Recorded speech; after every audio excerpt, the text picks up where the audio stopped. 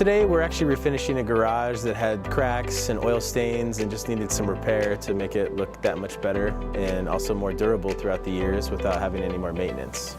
The advantages of having it done is it does boost resale value if you were to sell your home. It also will not soak in products like oil and chemicals as well. They will sit right on top of the coating, so instead of having stains that will last for a lifetime. So the first thing when we get here initially is we'll want to abrade or rough up the surface. We either use grinders with the vacuum system to collect all the dust, or we also have a new system called the shot blaster. Roughs up the surface, opens up the pores of the concrete so that as soon as you're putting down an epoxy or it could be a water-based primer, it will soak in and you'll have no bondage issues there. And the second step would be putting down a water-based primer to basically protect it from moisture coming up from the ground, because that can be an issue. It has up to about 20 pounds of water barrier to the square inch, which is a lot.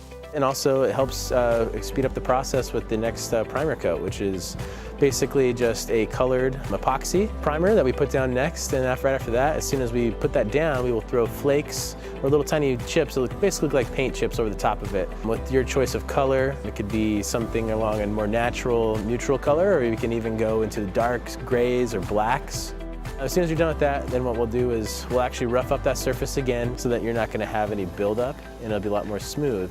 Then we'll put down a polyurea, which is just a very hard, fast-setting epoxy, which will just give you a max durability.